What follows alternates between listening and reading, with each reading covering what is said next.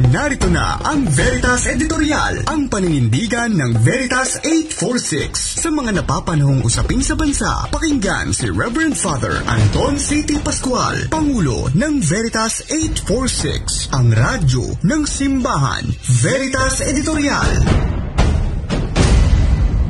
Kapanalig, Happy New Year pa rin, 2025. Ang mga isisilang simula ngayong 2025 daw hanggang 2039 ay kabilang na sa bagong henerasyon na kung tawagin ay Generation Beta. Narinig niyo na ba yan? Sinusundan nila ang Generation Alpha na ngayon ay edad 15 pababa o mga pinanganak umpisa 2010. At ang mga Gen Z na nasa pagitan ng 16 hanggang 30 anyos na o mga pinanganak umpisa 1995. Ang Gen Z ay sinusundan ng Millennial, Gen X, Baby Boomers, andun yata ako, at Silent Generation. Ang mga Gen Beta ay anak ng mga mas batang Millennials sa Gen Z. Ang isang henerasyon ay binubuo ng mga pinanganak sa loob ng 15 hanggang 20 taon. Isang henerasyon yan, 15 to 20 years. Ayon sa McGringo, isang social research group sa Australia, ang mga Gen Beta ay lalaki sa isang post-pandemic world na may matinding impluwensya ng artificial intelligence o ang AI. Narinig na ba yan, kapanalig? Mabubuhay sila sa mundong may tuturing na seamless o walang malinaw na hangganan ang digital at physical world. Ibig sabihin, para sa kanila, iisa ang mundong virtual at ang mga nangyayari sa labas nito. Lalaki silang ang mga makabagong teknolohiya katulad ng AI ay bahagi ng kanilang buhay. Mula sa healthcare at education hanggang sa media. Ipinanganak ang kanilang mga magulang sa pag-usbong ng mga teknolohiyang ito, pero sila ay mas maapektuhan ng mga ito. Dagdag pa ng McGringo, 36% ng mga magulang ng Gen Z at 30% ng mga magulang sa Millennial ay sumasang-ayon dapat limitado ang screen time ng kanilang mga anak. Ang mundo ng mga Gen Beta ay hahamunin ng iba't ibang isyong panlipunan, katulad ng krisis sa klima at mas mabilis na urbanisasyon. Ayon sa Pew Research Center, 71% ng millennials at 67% ng Gen Z ang naniniwalang dapat prioridad natin ang pagtugon sa climate change upang isalba ang naghihingalong mundo na daratnan ng mga susunod na henerasyon. Mahalaga at makakatulong ang mga kaalamang ito tungkol sa mga henerasyon para maunawan ang mga pananaw at kalagayang kinakalikihan o hinuhubog ng mga miyembro ng bawat henerasyon. Gayunpaman, hindi ibig sabihin ikakahon natin ang mga tao sa mga katangiang ikinakabit sa kanilang henerasyon.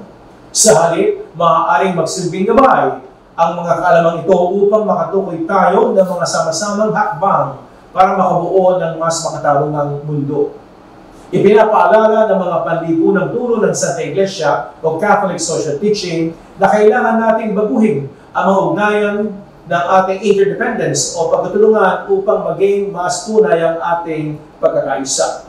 Hinihimog tayo ng ating pananampalatayang makisa, anuman ang kinakapalooban nating henerasyon upang sama-samang tumugon sa mga suliranin ng mundo o ang mga pagsubok na hinaharap ng bawat henerasyon. Para sa ating Santa Iglesia Kapanalig, malinaw ang koneksyon ng pagkakaisa o solidarity, kabutihang panlipunan o common good.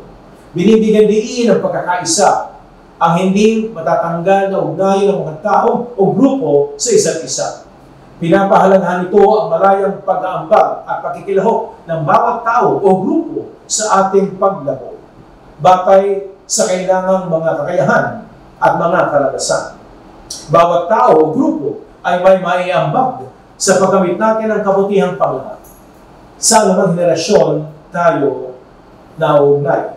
Sa ganitong paraan, mahalaga ang pagkakaisa ng mga henerasyon upang sama-samang harapin ang ating mga pagsubok, krisis, suliranin. May mga aral ba mula sa karanasan ng mas matatandang henerasyon? Paano makakamit ang mga makabagong teknolohiyang mas gamay ng mga nakakabatang henerasyon para solusyonan ang mga isyong panlipunan? Sa anong mga pangarap, nagkakapare-pareho ang mga henerasyon at maaaring magtulong-tulong magkamit. Kaya kapanalig, bilang bahagi ng patuloy na pagkasagawa ng synodality, mahalagang pagnilayan at pag-usapan ang mga tanong na ito sa ating mga pamilya at parokya. Katulad nga ng sinasabi sa sulat sa San Pedro 4:9-10, patuloyin natin sa ating kalooban at paglingkuran ng isa't isa. Kapanalig, kasabay din ng pagpapalakas natin ng pag-asa ngayong Jubilee Year 2025, naway makita natin ang pag-asa sa isa't isa, anuman ang ating henerasyon.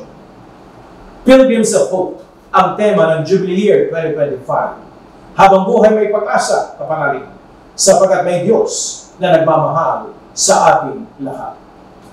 Sumayin niyo ang katotohanan. Inyong napakinggan ang Veritas Editorial. Ugaliing pakinggan ng Veritas Editorial kasama si Reverend Father Anton C.T. Pascual. Veritas Editorial.